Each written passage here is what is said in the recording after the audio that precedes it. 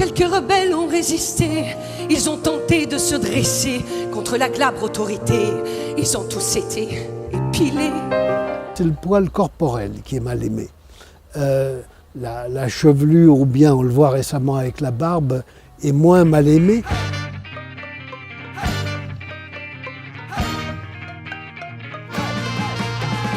Pourquoi on n'aime pas le poil? Parce que ça nous rappelle nos origines animales, c'est quelque chose que l'on partage avec les animaux, avec les mammifères.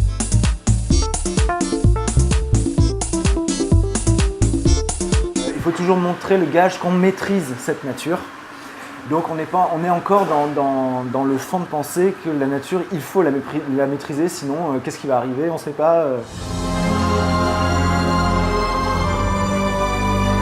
Il y a en même temps ce souci chez nous, dans la société occidentale contemporaine, d'avoir un univers aseptisé, inodore, et donc on lutte contre tout ce qui peut nous rappeler les mauvaises odeurs ou évoquer les mauvaises odeurs. Le poil peut être tabou, notamment parce qu'il va véhiculer les odeurs corporelles. Il avait aussi une mauvaise réputation parce que visuellement, ça peut paraître plus sale en fait, même si ça ne l'est pas forcément.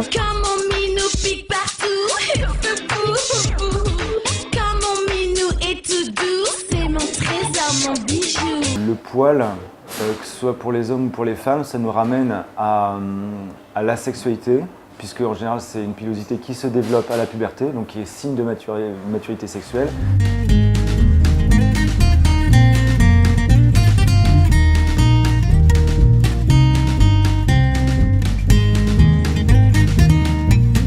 La femme lisse, c'est la petite fille, c'est-à-dire que c'est la petite fille prépubère qui est bien sage, qui ne va pas embêter les hommes avec un désir féminin outrancier, considéré comme tel.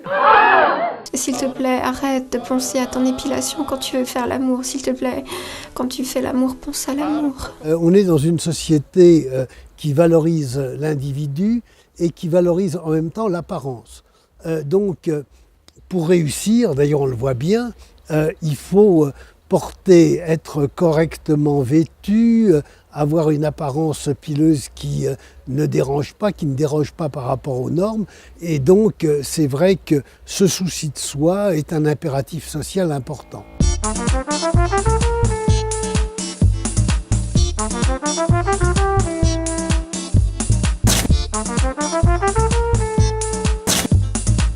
Il y a toute une population française, désormais, qui a l'habitude, culturellement, de se raser les poils dans la mesure où c'est non seulement une habitude religieuse, enfin, effectivement c'est en raison de la prière et de la pureté que c'est demandé, mais ça va plus loin que ça, parce que c'est en fait une habitude culturelle. Avec toutes les personnes avec qui j'ai pu discuter, très rares sont les cas de gens qui ont juste envie de s'enlever les poils, où il n'y a pas un fond de conditionnement en fait. C'est trop dommage que dans la tête de beaucoup, comme dans la mienne jadis, s'épiler ferait moins mal que d'être surprise avec des poils. Même ceux qui sont pour l'épilation le disent souvent, il ne faut pas se marginaliser, c'est par rapport à l'immense souffrance sociale. Réfléchis, mais réfléchis. Pourquoi ça te dégoûte? Bien sûr, tu vas me dire, mais Solange, tu as dit que tu as lasérifié tes aisselles.